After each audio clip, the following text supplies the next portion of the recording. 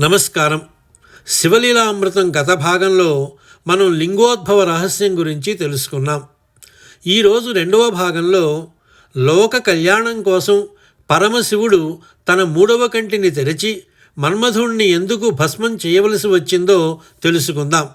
కామక్రోధాలను జయించిన ఆ మహాదేవుని విలక్షణమైన లీలే ఈ మన్మథ దహనం. సతీ వియోగం తర్వాత పరమశివుడు తీవ్రమైన తపస్సులో మునిగిపోయాడు. అటువైపు తారకాసురుడు అనే రాక్షసుడు బ్రహ్మదేవుడి నుండి ఒక వింత వరం పొందాడు. శివుని వీర్యంతో పుట్టిన బాలుడు తప్ప తనను మరెవ్వరూ చంపలేరు అన్నదే ఆ వరం. శివుడు తపస్సులో ఉన్నాడు.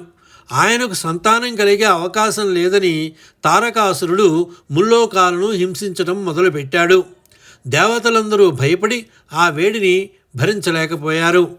శివుని తపస్సు భంగం కలిగించి ఆయనలో పార్వతీదేవి పట్ల అనురాగం కలిగేలా చేయాలని ఇంద్రుడు నిర్ణయించుకున్నాడు. ఇందుకోసం ప్రేమకు దేవుడైన మన్మధుడిని పిలిపించాడు. మన్మధుడు తన భార్య రతీదేవితో కలిసి వసంతుణ్ణి తోడు తీసుకొని కైలాసానికి వెళ్ళాడు. ఆ సమయంలో పార్వతీదేవి శివుని సేవలో నిమగ్నమై ఉంది. మన్మధుడు అదును చూసి తన చెరుకు వింటికి పుష్పబాణాన్ని సంధించాడు. ఆ బాణం నేరుగా పరమశివుని హృదయాన్ని తాకింది. ఒక్కసారిగా శివుని తపస్సు చెదిరింది. ఆయన కళ్ళు తెరిచారు. కానీ ఆయనలో కోరికకు బదులు కోపం కలిగింది. తన ఏకాగ్రతను చెడగొట్టింది ఎవరని చుట్టూ చూడగా మామిడి చెట్టు చాటున ధనుస్సు పట్టుకుని ఉన్న మన్మధుడు కనిపించాడు. పరమశివుడు అమితమైన ఆగ్రహంతో తన లలాట నేత్రాన్ని, అదే మూడవ కన్నుని తెరిచారు. ఆ కంటి నుండి వెలువడిన అగ్నిజ్వాలలు క్షణకాలంలో మన్మధుడిని చుట్టుమట్టాయి. అందరూ చూస్తుండగానే మన్మధుడు భస్మమైపోయాడు.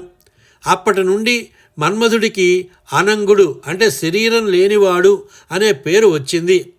భర్త మరణాన్ని చూసి రతీదేవి విలపించగా ద్వాపర యుగంలో కృష్ణుడి పుత్రుడైన ప్రద్యుమ్నుడిగా మన్మధుడు మళ్ళీ జన్మిస్తాడని, అప్పటి వరకు నీకు మాత్రమే కనిపిస్తాడని శివుడు వరం ఇచ్చాడు. ఈ కథ వెనుక ఉన్న గొప్ప అంతరార్థం ఏమిటంటే, మన్మధుడు అంటే కోరిక. జ్ఞానము అనే మూడవ కన్ను తెరిచినప్పుడు మాత్రమే మనలోని అనవసరమైన కోరికలు భస్మమవుతాయి. లోక కళ్యాణం కోసం శివుడు కామదహనం చేసి పార్వతీ పరిణయానికి దారి సుగమం చేశాడు. ఈ వీడియో మీకు నచ్చితే సబ్స్క్రైబ్ చేసుకోండి. వచ్చే భాగంలో పరమశివుడిని భర్తగా పొందడానికి పార్వతీదేవి చేసిన కఠోర తపస్సు గురించి తెలుసుకుందాం. ఓం నమః శివాయ.